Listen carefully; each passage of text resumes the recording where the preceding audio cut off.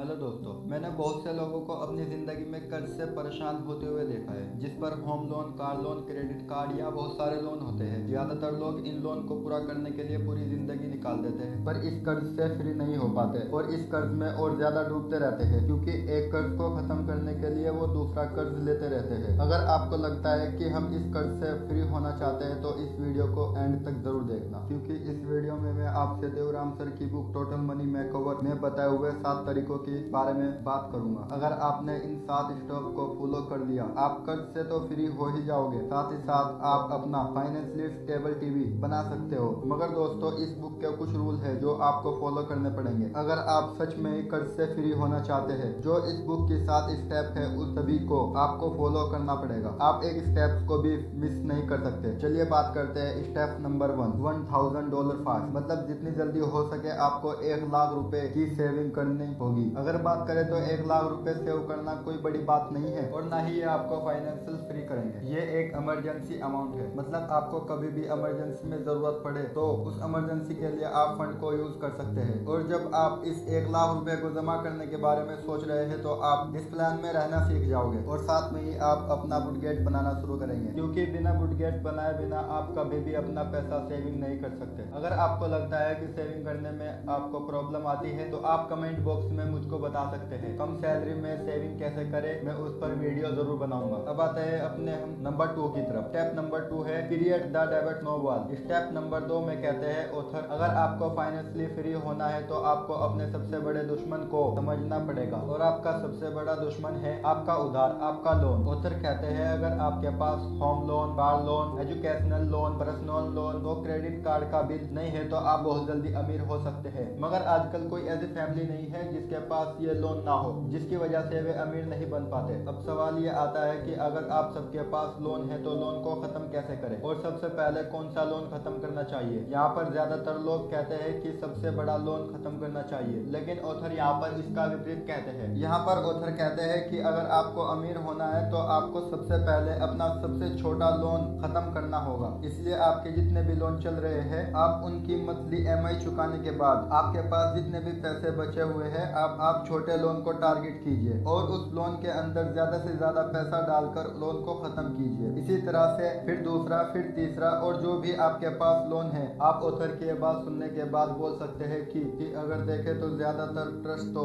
बड़े लोन पर पड़ रहा है तो हमें पहले बड़ा लोन क्लियर करना चाहिए। मगर यहाँ ऑथर ये भी कहते हैं कि अगर आपको मैथ की ज्यादा ही समझ होती तो आप लोन लेते ही नहीं। तो इसलिए सवाल मैथ का नहीं, यहाँ सवाल है इमोशनल चीजों का। अगर आप अपने इमोशनल के साथ अपने कर्जों को जोड़ लेंगे तो आप कर्ज से फ्री हो सकते हैं। दोस्तों, जब आप छोटा लोन क्लियर करते हैं तो आप एक विजेता की तरह महसूस करते हैं। आपको लगता है कि जब मैं छोटे वाले को क्लियर कर सकता हूँ तो बड़े को भी तो इसी तरह खत्म कर सकता हूँ। इसलिए आपको छोटे लोन से शुरू करते हुए बड़े लोन की तरफ बढ़ना चाहिए, बट आप इस लोन में होम लोन को टारगेट नहीं करेंगे। अब हम बात करेंगे स्टेप नंबर 3 की, फिनिश द इमरजेंसी फंड। अगर आपने पहले 2 स्टेप पूरे किए हैं तो आपको तीसरे की ओर आना है। तो अगर आपने अपने सारे लोन क्लियर कर लिए हैं तो अब आपको इमरजेंसी फंड क्रिएट करना है। मगर लोग कहते हैं कि हमने पहले स्टेप में भी तो फंड क्रिएट किया था। मगर हम यहाँ कहते हैं कि ये एक ऐसा फंड है जो आपको और आपकी फैमिली को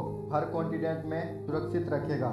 मतलब आपको ये एक ऐसा फंड क्रिएट करना है। मान लीजिए अगर आपका घर का खर्चा 50,000 है तो 6 महीने का आप एक फंड क्रिएट करोगे, मतलब आपके पास 3 लाख रुपए जमा हो जाएंगे। अगर ये खर्चा आपका 1 लाख रुपए है तो 6 महीने के हिसाब से ये 6 लाख हो जाता है। अब ये बहुत से लोग सोच सकते हैं कि मैं इतने पैसे को म्यूचुअल फंड या पैर बॉन्ड में डाल देता हूँ तो मैं वहाँ से बहुत अच्छी रिटर्न ले सकता हूँ। मगर ऑथर आपको ये करने के लिए नहीं कहते, बल्कि ये कहते हैं कि ये वो पैसा है जो आपको अपनी फैमिली को प्रॉब्लम से प्रोटेक्शन देगा, ना कि ये आपको अमीर बनाएगा। Step number 4, maximise retirement investing. ज्यादातर लोग ये सोच सकते हैं कि भाई अपनी तो गवर्नमेंट जॉब नहीं है तो हम अपनी रिटायरमेंट का फंड कैसे क्रिएट कर सकते हैं और हमारे पास फंड कैसे आएगा। यहाँ पर ऑथर कहते हैं कि अगर आप सच में अपने फ्यूचर की प्लानिंग कर रहे हैं तो आपको इसके लिए पहले से ही प्लानिंग करनी होगी। रिटायरमेंट रिटायरमेंट का मतलब ये है कि आप एक एज के बाद अगर काम ना करें तब भी आपका पैसा आपके लिए काम करता रहे। इसलिए आपको अपना पैसा ऐसी जगह इन्वेस्ट करना है जहां आपका पैसा आपके लिए काम करे। इसीलिए ऑथर आपको म्यूचुअल फंड और स्टॉक मार्केट की नॉलेज देने के लिए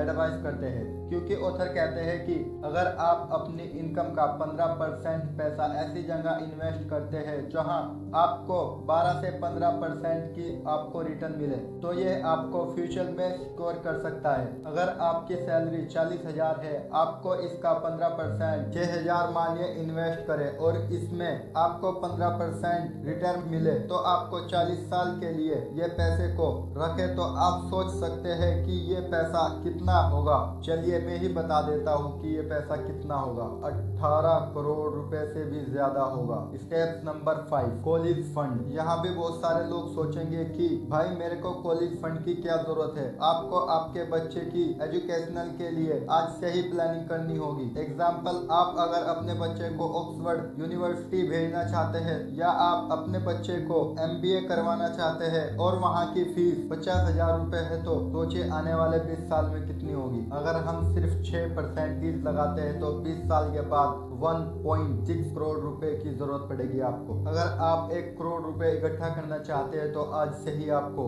10,500 पर मंथ का इन्वेस्ट करना होगा और आपको 15% मिलती है, तो आपकी यह पूरी अमाउंट वहां से निकल सकती है। स्टेप नंबर 6, पे ऑफ द होम मॉर्टगेज। दोस्तों, आपने पिछला स्टेप को पूरा किया। अब आपको ऑथर कहता है कि आप यहाँ पर होम लोन खत्म करने का टारगेट शुरू कर सकते हैं, क्योंकि वह लोन ज्यादातर 20 से 30 सालों के लिए होता है। अगर आप शुरू में ही उसकी प्लानिंग करना शुरू कर देंगे तो आप अदर चीजों को सेट नहीं कर पाएंगे। इसलिए आपने जो पिछली प्लानिंग की उसके हिसाब से देखें कि आप कहां से कितना पैसा बचा सकते हैं, और जितना भी ज्यादा पैसा आपके पास हो, अपनी EMI के अलावा जितना पैसा आप डाल सकते हो उतना ज्यादा पैसा डालकर अपने होम लोन को पूरा करिए। चाहे वो आपका दिवाली बोनस हो या फिर कोई और पैसा जो आपके पास आता है, तो जितनी जल्दी हो सके आप अपने होम लोन को पूरा कीजिए। जब आप अपने होम लोन को खत्म कर देंगे तो आप अपने सबसे बड़े दुश्मन को खत्म कर देंगे। अब आते हैं हम अपने लास्ट स्टेप्स की ओर। Step number 7, building wealth by crazy. यहाँ पर आपने जब अपने होम लोन को भी खत्म कर लिया तो अब टाइम है कि आपको अपना पैसे को काम पर लगाने का। अगर आप अपने पैसे से पैसा कमाना चाहते हैं तो आपको सारी मार्केट की जानकारी इकट्ठी करनी चाहिए। यहाँ पर ऑथर कहते हैं अगर आप कमाना चाहते हैं तो आपको सीखना पड़ेगा और शेयर मार्केट की जानकारी जरूर ले। So thank you very much दोस्तों, इस वीडियो को पूरा देखने के लिए। वीडियो आपको अच्छी लगी है तो लाइक कीजिए, शेयर कीजिए और चैनल को सब्सक्राइब करना ना भूलिए, ताकि आने वाली ऐसी ही वीडियो आप तक पहुंच सके, आप दूसरी एडवाइस ले सके। हम आपके लिए ऐसी ही वीडियो और लाते रहेंगे। मिलते हैं नेक्स्ट वीडियो में।